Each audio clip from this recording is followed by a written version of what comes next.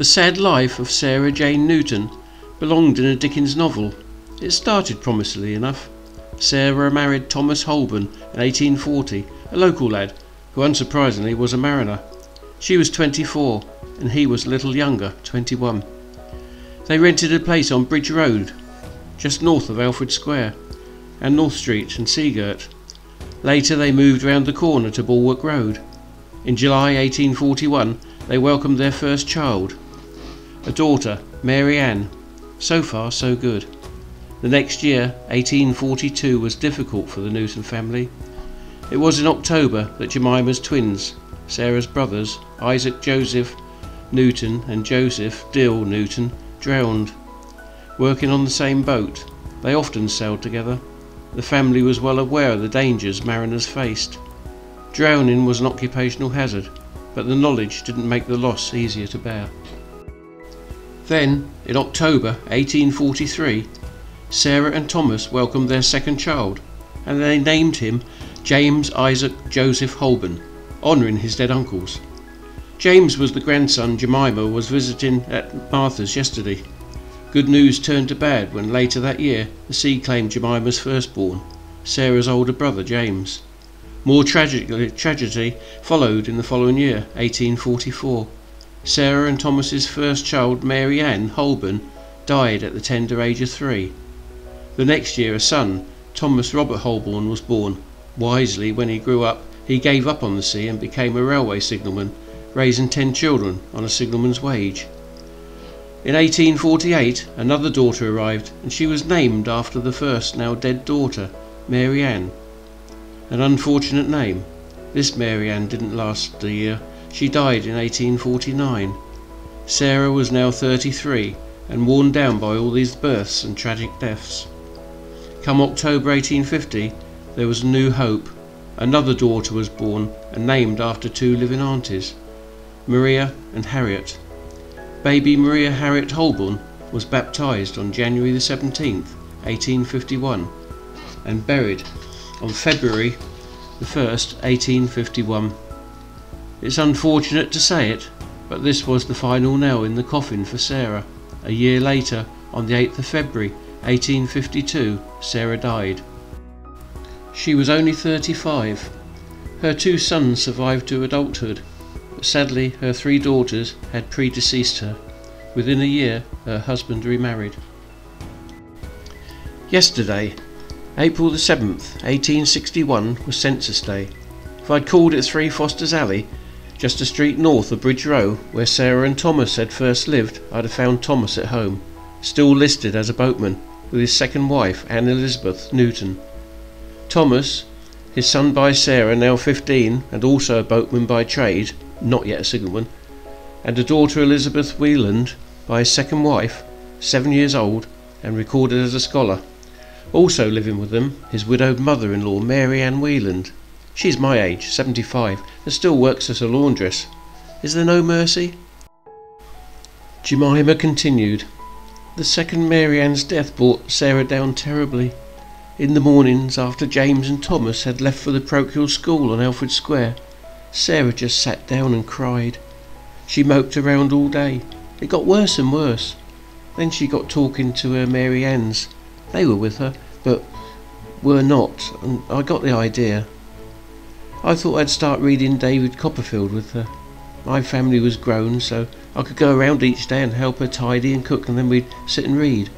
Little by little, Sarah came out of her shell as she followed David's adventures.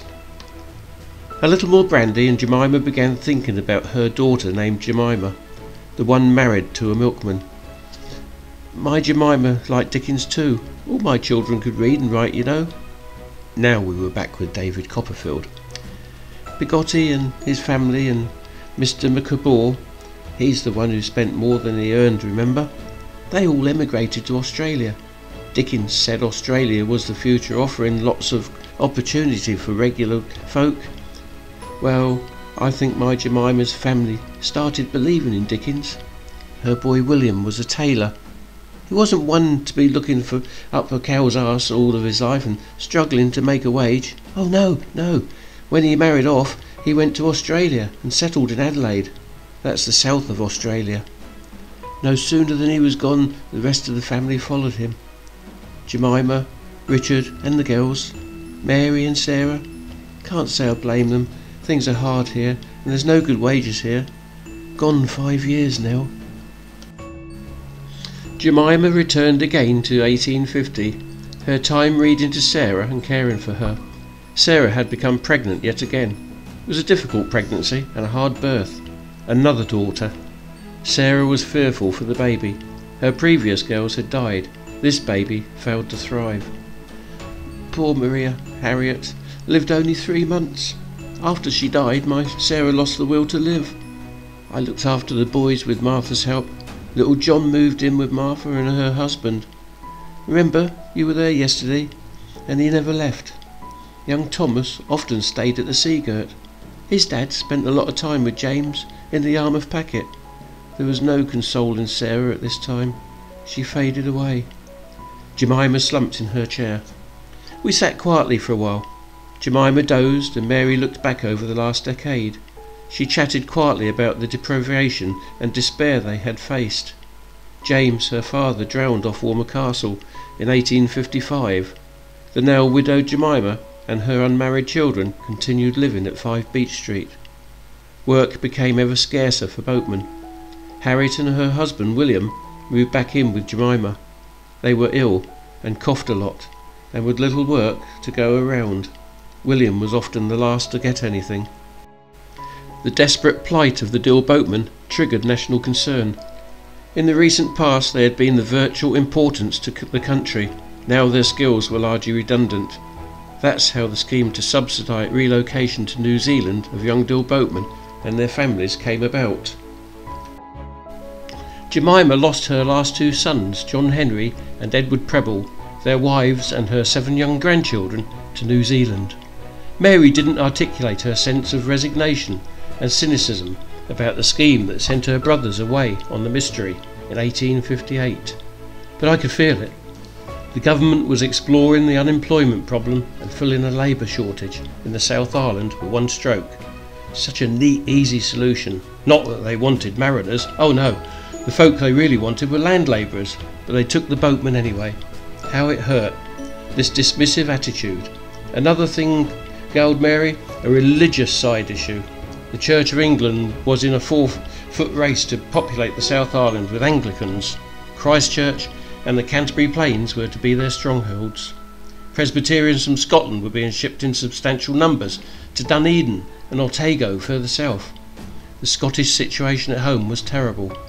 The Highlands had been decimated by the potato famine, and in the Scottish lowlands, towns' industrialisation destroyed textile jobs. Anglicans versus Presbyterians, that's what mattered. Mary was bitter about the motivation. Then I remembered Jemima saying she read the newspaper, not the Bible. I wondered what Jemima and her daughters talked about during the long evenings. Fortunately, Maria, the milliner, arrived home from work, and Mary perked right up. "You've arrived at the right time. Mum's getting maudlin." "Me too." No wonder. We'd polished off all the brandy. Maria was carrying a most ornate hat box. She turned to me. "Here's a replacement for the funny cap you wear. Now let's help Harriet down the stairs. I can hear her moving around in the bedroom. Then we'll have a grand opening." We all gathered round and Maria opened the box with a flourish. Out came this amazing confection. Maria was thrilled with her creation. She perched it on my head and fluffed my hair around it. When I looked upwards, I was eye to eye with the little stuffed birds. Out came a mirror. "Maria's, it's absolutely wonderful. Thank you." "Oh yes, you'll get so much use out of it. You can wear it to go visiting, to go to the shops and even on rambles. Protect it from the rain, of course, because ostrich feathers don't like to get wet." She fussed around with it, really pleased with how her handiwork had turned out. "Oh, it's so you. The colour suits your complexion perfectly." Maria was a skilled milliner and a persuasive saleslady. I sat there with the hat wobbling on my head. Somehow I couldn't see myself pushing a cart round the supermarket, but it would have been ungracious to express my misgivings. Jemima and her daughters were laughing and chatting all around me. There was one last thing I had to do before I left. Really, it was the main reason for my visit, but I'd kept deferring it, finding it impossible to explain that yesterday I'd come not from Ramsgate on the train, but from the future. I just wanted them to know that their family had thrived in New Zealand, and I brought them a wonderful picture to prove it. This was the photo I had for them. A family portrait taken to commemorate the christening of Jemima's great-great-grandson Stanley William Newton, born in 1914. There sits Jemima's son Henry, an old man in his 90s, with his son Isaac, who'd been just a toddler when the family left ill, standing behind him. Her great-grandson William holds his baby Stanley, Jemima's great-great-grandson. When I presented the picture to Jemima and her girls, they became very emotional, and they were quite overwhelmed. After a bit, they became increasingly curious and started asking all sorts of questions about New Zealand and about the lives their family lived in the new country. The photograph was disconcerting Jemima. She thought her grandson looked like her dead husband James, and that her great-grandson William looked like her son John Henry at the time when he left ill. She looked back at the photograph. My boy lived to be so old. 90 is a great age. Jemima was nonplussed. Mary asked about her other brother, who emigrated. When he was aged, Edward Prebble left Timaru in the south and moved to Gisborne in the North Island to be with his son Joseph. Sorry, I don't have a photo of him. He lived to be 86 and died in 1915. They both made something of their lives. I just thought you'd like to know they got on okay. My time with them was drawing to a close. It had been an amazing visit. I took my new hat off and set it aside on the hall table. Maria brought me my jacket and cap. I embraced them all and wished them well. They were clustered around the picture. I quietly let myself out. Strolling south over the capstan grounds, I wished the boatmen a good day, but they didn't seem to see me. I had just passed the Royal Exchange Hotel and reached Exchange Street when I realised I'd left my amazing hat behind. It would only take a few minutes to return to Seagirt. My hat was a real trophy, and Maria would be hurt if it was left behind, so I turned back to retrieve it and say goodbye again. Everything was gone. The Royal Exchange is now a private home, painted an attractive coral colour. In the 50s, Seagirt was demolished and Beach Street was widened. The capstan grounds are now parking spaces. The Yarmouth Packet, in the distance on the corner of North Street, is now a private home. I wandered on. As I turned down Dolphin Street, I met up with Robin. "You been a while? You find anything interesting?" Well, where to start? "Feel like a beer?" he suggested as we came up to the Prince Albert on Alfred Square. "Why not? I've been drinking brandy all afternoon." "Brandy? Really? You don't drink brandy?" "I'll fill you in." Funny, I felt completely sober. Later we strolled down Middle Street, turning at Chapel Street. We were soon at Beach Street and had reached a municipal parking lot next to the Royal Hotel. This is where we'd parked for the day. 200 years ago, Jemima Newton lived right here, behind the Fountain Hotel. The Newton family lived here 200 years ago.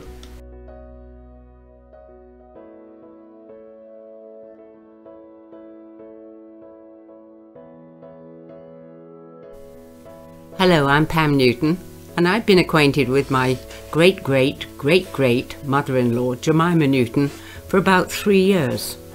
Little by little, the life of this true maid of Kent has come into focus.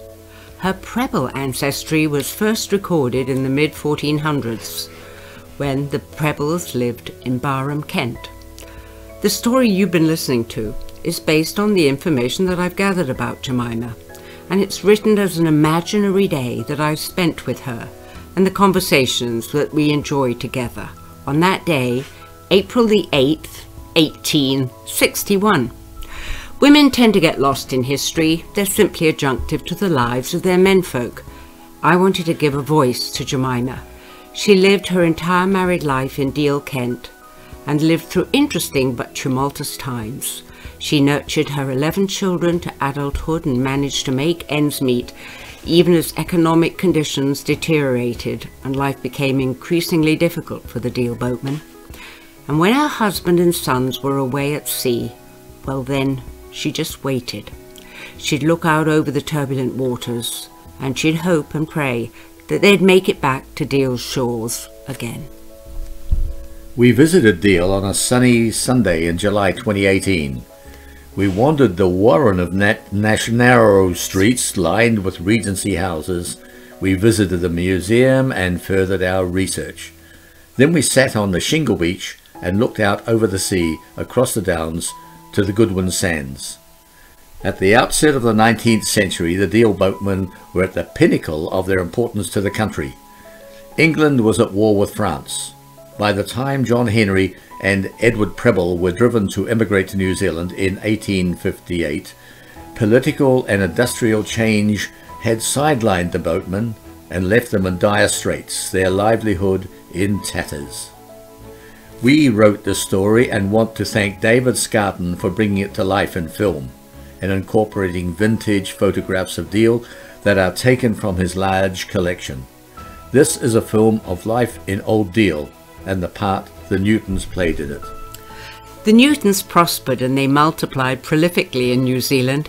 If you're a New Zealand Newton and know of a relative, however distant, with a given name Preble, then this is your story. Jemima is undoubtedly your ancestor. Feel free to contact David. He'd like to hear from you.